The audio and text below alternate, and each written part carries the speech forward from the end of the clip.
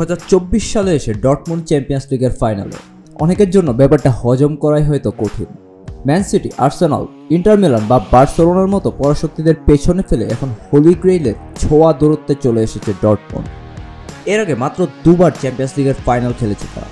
প্রথমটি 1997 সালে যখন ডর্টমুন্ডের স্বর্ণযুগ চলছিল। টানা দুবার বুন্দেসলিগা জেতার পর সেবার সেমিতে ইউনাইটেড ও ফাইনালে জুভেন্টাসকে হারিয়ে ইউরোপের মুকুট পড়েছিল ম্যাথিয়াস সামাররা। দ্বিতীয়টি ছিল 2013 সালে যখন তাদের টাচ লাইনে ছিলেন ইয়র্গান ক্লপ নামের এক ভদ্রলোক। যারা ক্লপের ডর্টমুন্ডকে দেখেছেন তারা জানেন ক্লপ চলে যাওয়ার পর কিভাবে মিডিওক্রিটির অন্তরালে হারিয়ে যায় ডর্টমুন্ড। বড় ক্লাবদের হাতে নিজেদের সব প্রতিভা হারানো, মৌসুমের পর মৌসুম বায়ার্নের পেছনে দাঁড়িয়ে লিগ শেষ করা, চ্যাম্পিয়ন্স লিগে কোয়ালিফাই করে গেলেও কখনো কোয়ার্টার পেরোতে না পারা। সাফল্য বলতে এই সময়ে কেবল দুটি ডিএফবি পোকাল জিতেছে তারা।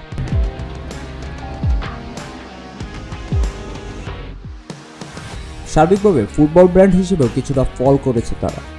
ডেম্বেলে, হালান্ড বা বেলিংহামের মতো প্রতিভাদের তৈরি করলেও এদের সবাই একটি সফল মৌসুমের পরেই ক্লাব ছেড়ে দিয়েছে। কোনো বড় ম্যানেজারদেরও অ্যাট্রাক্ট করতে পারছে না ক্লাবটি। বলতে পারেন মার্কি ম্যানেজার না পেয়েই দীর্ঘদিন এডিন টার্জিগের উপর ভরসা রাখতে হচ্ছে তাদের। মজার ব্যাপার হচ্ছে 10 বছরে তাদের সবচেয়ে বড় ট্রায়াম্প চ্যাম্পিয়ন্স লিগের ফাইনালে ওঠা এটি এমন এক মৌসুমে হচ্ছে যখন তাদের সবচেয়ে বড় স্টার একজন লোন প্লেয়ার এবং তাদের ম্যানেজার এডিন টার্জিগ। এখন আমরা এই মৌসুমের ডর্টমুন্ডকে একটু অ্যানালাইজ করি, কিভাবে চ্যাম্পিয়ন্স লিগে ফাইনাল খেলছে তারা, সার্বিকভাবে ক্লাবের অবস্থাই বা এখন কেমন। চ্যাম্পিয়ন্স লিগের দিকে তাকালে একটু ঝুঁকি নিয়ে একটা কথা বলেই দেওয়া যায়, এই আসরের সবচেয়ে লাকি দলটা সম্ভবত ডর্টমুন্ড। এখানে দেখুন, এই আসরে ডর্টমুন্ডের এক্সপেক্টেড গোল এগেনস্ট 22টির বেশি, অর্থাৎ ম্যাথমেটিক্যালি তাদের 22টির মতো গোল হজম করার কথা। গোল ডিফেন্স হওয়ার কথা -7। নকআউটে ওঠা আর কোনো দলের ডিফেন্সিভ স্ট্যাট এত বাজে না, কিন্তু তারা 22টির জায়গায় গোল খেয়েছে মাত্র 9টি, যা সেমিতে ওঠা 4 দলের মধ্যে সর্বনিম্ন। ইভেন সেমিফাইনালে এমবাপে ডেম্বেলেদের বিপক্ষে 2 লেগ মিলিয়ে ক্লিন শিট রেখেছে তারা, অথচ সে ম্যাচে 2 লেগ মিলিয়ে পিএসজির এক্সজি ছিল প্রায় 5। মোট 6 বার বল বাড়ি লাগিয়েছেন এমবাপেরা। এটাকে ভাগ্য না বললে আর কাকে ভাগ্য বলবেন? তবে শুধু ভাগ্যের গুণেই এতদূর আসেনি তারা। বিশেষ করে ডিফেন্সিভলি তাদের এই মিরাকল জাস্ট কপাল গুণে হয়নি। গ্রুপ পর্বেও তারা পড়েছিল গ্রুপ অফ ডেথে। এই বাঘা বাঘা দলের গ্রুপেও তারা চ্যাম্পিয়ন হয়েছিল।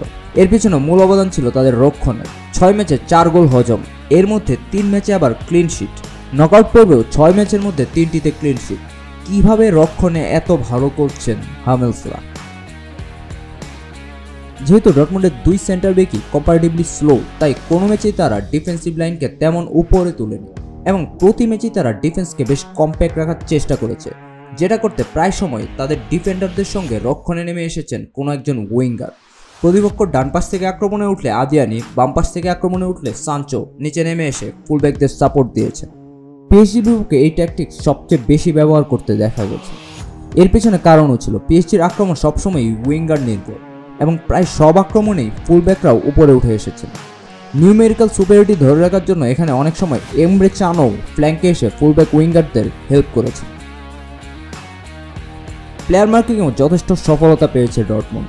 এখানে তাদের আনএক্সপেক্টেড হিরো ছিলেন 2 ফুলব্যাক, ইয়ান ম্যাটসন ও জুলিয়ান রেয়ারসন। এই দুজনের বিরুদ্ধে এমবাপে ডেম্বেলেদের নিউট্রালাইজ করে রাখতে পেরেছিল ডর্টমুন্ড।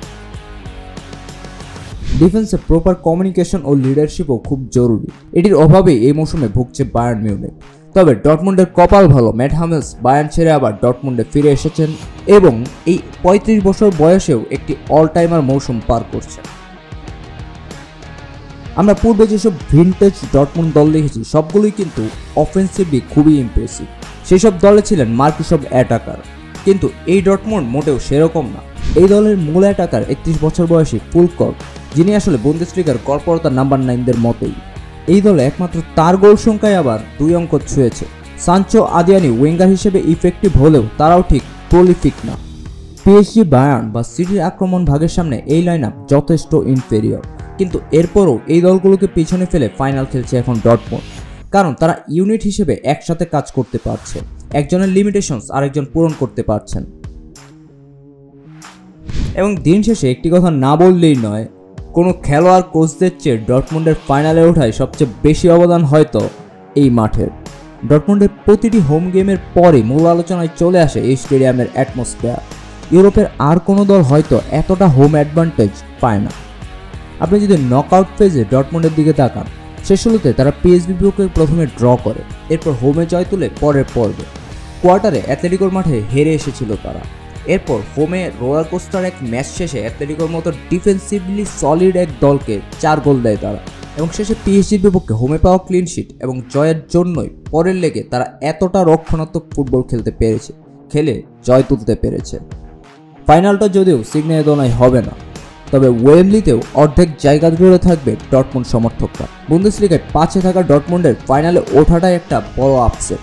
1 জুন ওয়েমব্লিতে যদি নতুন এক ইয়েলো ওয়ালের জন্ম হয় এবং হামেস সানচোরা তাদের দৈত্যবধের মিশনে ফাইনাল বসকে হারিয়ে দিতে পারে, তা হবে মরিনহোর পোর্তোর পর এই শতাব্দীতে চ্যাম্পিয়ন্স লিগের সবচেয়ে বড় আপসেট।